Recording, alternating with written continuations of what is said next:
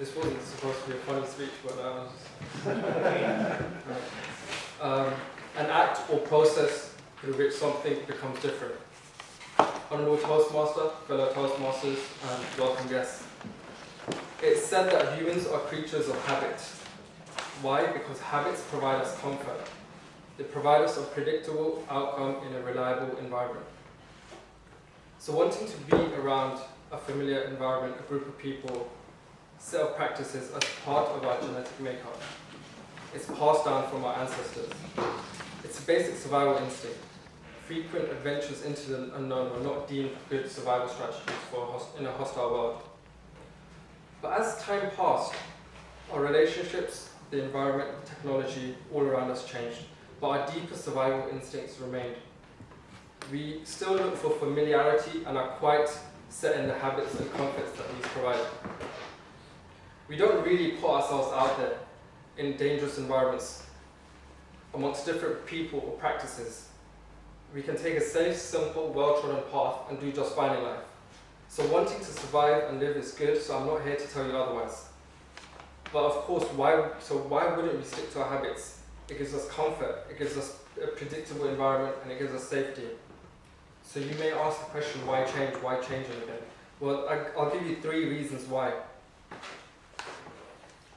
First is desire and the dream. The driver of change is ultimately a desire or a dream. We are all dreamers. We desire something better. If you're completely happy in life and want nothing else, then this is probably a good time to doze off. But deep down, I think we all want something more. Our desires are never fulfilled. It's not a bad thing because that's what drives progress. Dreams and desires are seldom received from being rigid. Einstein defined madness as doing the same thing over and over again and expecting a different outcome. So for different results, for different outcomes, we must change. So we all have desires and dreams, but I'm a believer that the ones that actually fulfill their dreams and desires are the ones that are willing to do something different. The ones that are willing to put themselves out there beyond their habits, beyond their comfort zones. So around people and environments that they're not familiar with.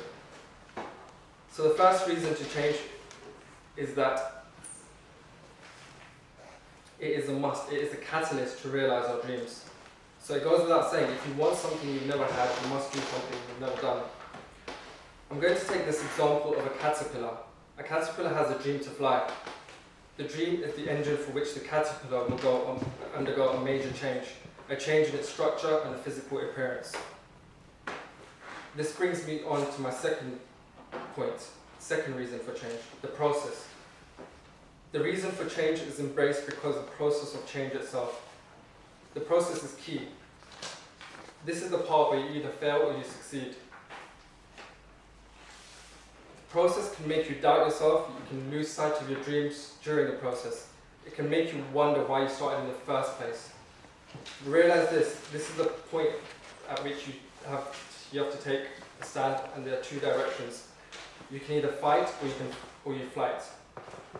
Resisting the pressure and fighting on is what builds character. We have to remember that diamonds are created under pressure. The process is not bad as well. It gets easier. The process can lead us to new discoveries, meet new people, and build long-lasting relationships. So let's think of the caterpillar once again. The process for the caterpillar to fulfill its desire to fly is a painful and arduous one. It must melt and dissolve itself whilst hanging upside down on a twig, all before it can get the rewards it desires. So this brings me on to my third point, the rewards. The glory and the rewards that comes with change. The universe always rewards the brave, the bold, and the courageous. So remember this, rewards are not only for yourself, they can benefit the people around you.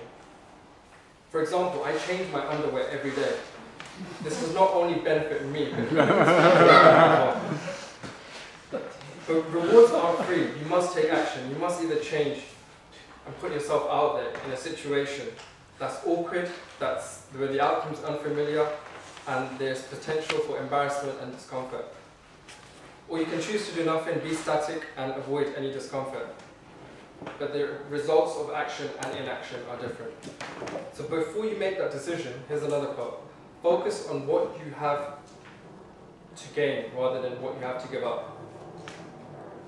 So let me take this caterpillar example again. Its rewards are self-evident. It becomes a butterfly. It's no longer ugly and slimy. It's realized its dream of flying. It's opened itself to a world of new opportunities and horizons. It no longer has to crawl up damp logs. It can rest on a flower and fly. This doesn't always necessarily have to be a tangible reward at the end. A Chinese proverb says the journey is the reward itself. Sometimes the process itself can be quite fulfilling and the reward is no longer required. So, before you make an important decision, choose. The choices that you make, do they reflect your fears or do they reflect your hopes and dreams?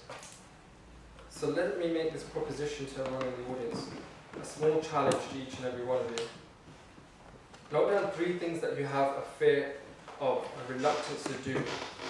Something you've been avoiding for a while.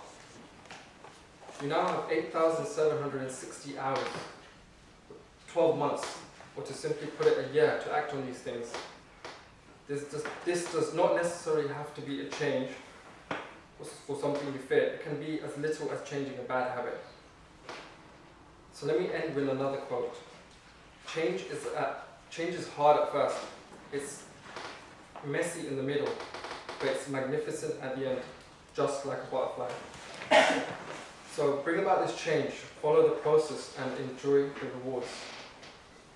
Thank you.